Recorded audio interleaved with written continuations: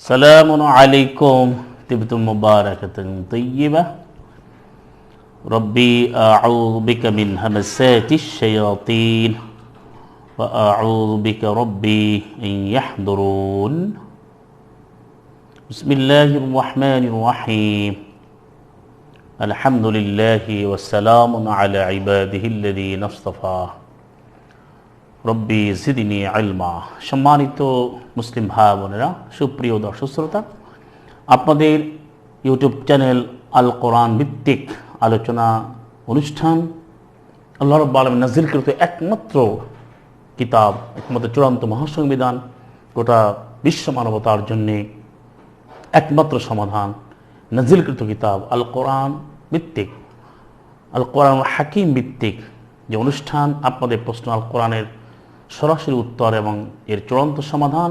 এই পর্যায়ে যে প্রশ্ন তা হচ্ছে, আপনি কিভাবে নবীর উপর দরুদ ও সালাম পেশ করবেন, নবীর উপর দরুদ ও সালাম পাঠাবেন। এর উত্তরে আল্লাহ রাব্বুল আলামিন বলছেন সূরাতুল আহজাব 33 নম্বর যে সূরা আহজাবের 56তে, ইন্নাল্লাহা ওয়া মালাইকাতাহু ইউসাল্লুনা আলান নাবিয়্যি ইয়া আইয়ুহাল্লাযীনা আমানু সাল্লু আলাইহি ওয়া সাল্লিমু তাসলিমা। নিশ্চয়ই আল্লাহ রাব্বুল আলামিন তিনি অনুগ্রহ বর্ষণ করে, রহমত নাজিল করেন সাল্লাল্লাহু মুহাম্মাদের উপরে, নবীর উপরে, এবং মালাইকা ফেরেশতাবর্গ, মালাইকারা রহমত কামনা করেন নবীর জন্য। আল্লাহর পর আদেশ করেন, ইয়া আইয়ুহাল্লাযীনা আমানু, হে যারা ঈমান এনেছে, সাল্লু, তোমরা অনুগ্রহ কামনা করো, রহমত প্রত্যাশা করো, তোমরা প্রার্থনা করো আল্লাহর কাছে, এবং সাল্লিমু তাসলিমা, তাকে চমৎকারভাবে যথাযথভাবে পূর্ণাঙ্গ সম্ভাষণ করো। তার আনিত আদর্শ উসওয়াতুন হাসানাহ মেনে নাও, আল কোরআনকে মেনে নাও। 4-105 যেটা রয়েছে, যেমন 4-65 রয়েছে, ওই সাল্লিমু তাসলিমা, অর্থাৎ সল্লু আলাইহি, মুহাম্মদের উপরে তোমরা সালাত করো, তার অনুগ্রহ কামনা করো এবং তাকে সালাম জানাও যথাযথভাবে। সম্মানিত শ্রোতা ভাই বোনেরা, আজকে যে দরুদ শব্দ বলা, দরুদ কিন্তু কোরআনিক ওয়ার্ড না, আরবি শব্দ না। এই জন্য আমাদের প্রশ্ন যে এসেছে যে কীভাবে দরুদ ও সালাম, আজকের সমাজে কোরআন যে বর্জিত, প্রত্যাখ্যাত, মাআযাল্লাহ, আল্লাহ যাদেরকে তৌফিক দিন তারা কিছু লোক ইল্লা মাশাআল্লাহ তারা কোরআন চর্চা করে। এর প্রমাণ হচ্ছে আজকে দরুদ শব্দের মুখোমুখি রয়েছে, কিন্তু সালাত শব্দের অর্থ জানে না, সালাম জানে না। অথচ আল্লাহ রাব্বুল আলামিন এই ব্যাপারে অসংখ্য আয়াতে আমাদের এই 33-56কে কেন্দ্র করে কীভাবে আমরা সালাম আল্লাহ মুহাম্মদকে, খাতামুন নবী রাহমাতুল আলামিনকে আমরা কীভাবে সালাম দেব এবং কীভাবে তার সলা যে অর্থ, অনুগ্রহ প্রত্যাশা করব, প্রার্থনা করব, কামনা করব, তা আল্লাহ শিখিয়েছেন আল কোরআনের বিভিন্ন আয়াতে। কিন্তু এখানে দেখা যায় যে দরুদ বলা, দরুদ শব্দটি কিন্তু এটা আরবি শব্দ নয়, কোরআনিক যে অনেক ভিন্ন অর্থ রয়েছে। কিন্তু আজকে দরুদটা বলবো, কিন্তু বলতে হবে সালাম, নবীকে সালাম দেওয়া, এবং আল্লাহ বলছে সলা করো। তো এই জন্য আজকে এই দরুদ শব্দের ইরানের প্রাদেশিক শব্দে দরুদের অনেক অর্থ আছে। দরুদ বলা, ডু মানে হচ্ছে দুই, আর রুড মানে হচ্ছে দুই নদী, দুই নদীর মোহন, এটা অর্থ করে। দরুদ তো হ্যালো, ওয়েলকাম করাকেও দরুদ হিসেবে ব্যবহার করে। দরুদের একটা অর্থ হয় কাটা, কেটে ফেলা কাটা। দরুদ একটা অর্থ করা হয় যে কাউকে ওয়েলবিং, কল্যাণের জন্য বলা ইত্যাদি। কিন্তু দরুদ যে সালামের প্রতি শব্দ কিন্তু নয়। আর এটা হচ্ছে একটা প্রাদেশিক শব্দ, এটা পার্সিয়ান ল্যাঙ্গুয়েজ আছে, ফার্সি ভাষায় আছে। আর আমরা মুসলিম যে কোরআনের যে ভাষা, সেটা আল্লাহ আদেশ করেন তুমি সল্লু, আল্লাহ সাল্লাহ, আল্লাহ অনুগ্রহ করেন, মালাইকারা অনুগ্রহ কামনা করেন।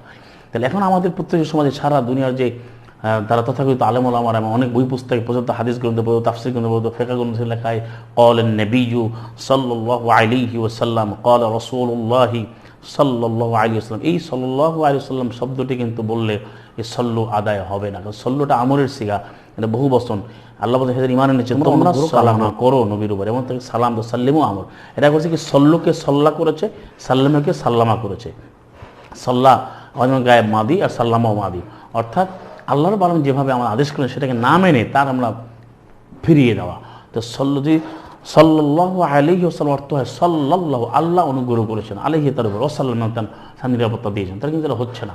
আমাদেরকে বলতে হবে, আল কোরআন শিখিয়ে দিয়েছেন সূরা সাফফাতে 37 নম্বর সূরা আল্লাহ আমাদেরকে শিখিয়েছেন, সূরা মুহাম্মদকে শিখিয়েছেন ওয়াসসালামু আলাল মুরসালিন, সমস্ত রাসূলদের উপরে সালাম, যেটা 37 নম্বর সূরা 181 নম্বর আয়াতে। যেহেতু নবীদের মধ্যে পার্থক্য করা যাবে না, সূরা বাকারা 136 রয়েছে, 3 সূরা আল ইমরান 184 রয়েছে, সূরা বাকারা 285 রয়েছে, তাহলে এখানে আমাদেরকে বলতে হবে সালামুন আলা মুহাম্মদ। ইয়া আইয়ুহাল্লাযিনা আমানু সাল্লু, সাল্লু মানে অনুগ্রহ কামনা করো, এই সাল্লু এবং সাল্লিমু এই দুটো আমল করতে হবে, আমাকে বলতে হবে সালামুন আলা মুহাম্মদ, এবং বলতে হবে সালামুন আলা মুরসালিন। আরও বলতে হবে 27 নম্বর সূরা নাম 59 নম্বর আয়াত আলহামদুলিল্লাহ ওয়াসসালামুন আলা ইবাদিহিল্লাযিনা আসতাফা। এখানে কুল শব্দ আগে আছে, কুল নবী তুমি বলো, নবীকে আল্লাহ শিখিয়েছেন তুমি কিভাবে সালাম দেবে। আল্লাহ বলছেন আমরা সমর্থন আল্লাহর প্রশংসা করবো, বলবো ওয়াসসালামুন আলা ইবাদিহিল্লাযিনা আসতাফা। আর আজকে আমরা বর্তমানে দেখি, অর্থাৎ সালাম শান্তি নিরাপত্তা ওই দাসদের জন্য যাদেরকে আল্লাহ পছন্দ করেছে, মনোনীত করেছেন, সকলকে শামিল হয়ে গেল। এবং আজকে দেখা যায় সালাম মুহাম্মদের ক্ষেত্রে বলা হয় সাল্লাল্লাহু আলাইহি ওয়াসাল্লাম, আর অন্য নবীদের ক্ষেত্রে বলে সালাম আলাইহিস সালাম। আলাইহিস সালাম শব্দটা কিন্তু আল্লাহর নাম, যারা অনুসারের 23 রয়েছে। সুতরাং বলতে হবে সমানভাবে সালামুন আলা মূসা ওয়া হারুন। 37 নম্বর সূরা সাফফাতের 130 আল্লাহ শিখিয়েছেন, 120 নম্বর আয়াতে সালামুন আলা মূসা ওয়া হারুন। 37 নম্বর সূরা সাফফাতের 109 বলছে সালামুন আলা ইব্রাহিম। 37 নম্বর সূরা সাফফাতের 130 বলছে সালামুন আলা ইলিয়াসিন, মানে এরা বলেছেন ইলিয়াসের উপরে সালাম ও শান্তি নিরাপত্তা। 37 নম্বর সূরা সাফফাতের 79 রয়েছে সালামুন আলা নূহিন ফিল আলামিন, জগৎসমূহের মধ্যে নূহের উপরে শান্তি। তাহলে এই যে আল্লাহ পদ্ধতি শিক্ষা দিয়ে ওয়ালাকাদ দরাবনা লিন-নাসি ফি হাযাল কুরআনি মিন কুল্লি মাসাল, আমি অবশ্যই প্রত্যেকটি উদাহরণ কোরআনে উপস্থাপন করেছি, ব্যক্ত করেছি, বর্ণনা করেছি বিশদভাবে, যাতে করে আল্লাহ আলামিন তাযাক্কারুন, তারা এখান থেকে শিক্ষা নেয়। তাহলে সেই 29 নম্বর সূরা জুমারের 27 অনুযায়ী আমাদের শিক্ষা নিতে হবে সালামুন আলা মুহাম্মদ এই আয়াত আলোকে। কিন্তু সাল্লাল্লাহু আলাইহি ওয়াসাল্লাম বলে কখনো এটা মানা হবে না। তাহলে আয়াতের বিরোধিতা করা হয়, ধৃষ্টতা প্রদর্শন করা হয়। সমস্ত আলেম ওলামা যারা রয়েছে তাদেরকে আমি আহ্বান জানাবো, যারা গবেষণা করেন যে আপনারা সল্লুকে সল্লা কেন বলেন, সাল্লামকে সাল্লামা কেন বলেন, বরং বলতে হবে আল কোরআনে চমৎকারভাবে শিক্ষা দিয়েছে যে সালামুন আলাল মুরসালিন, সমস্ত রাসূলদের প্রতি সালাম, সালামুন আলা ইলিয়াসিন, এভাবে বলবো সালামুন আলা মুহাম্মদ, সালামুন আলা আহমদ, এভাবে বলতে হবে। এটা হচ্ছে সরাসরি কোরআন ভিত্তিক আমল, এবং আল্লাহ রাসূল সেভাবে আমল করেন সালামুন আলা মুহাম্মদ। সুতরাং আজকে এই দরুদ শব্দটা আল কোরআনে নেই, এবং এটা তাদের কখনো ব্যবহার করা যাবে না, বরং বলতে হবে সালাম। আর তাসলিমার একটা অর্থ হচ্ছে আনুগত্য এবং মেনে নেওয়া, আল কোরআনের বিধানটা মেনে নিতে হবে, যেটা সূরা নিসার 65-তে রয়েছে। আরেকটা হচ্ছে যে নবীদের মধ্যে পার্থক্য করা যাবে না।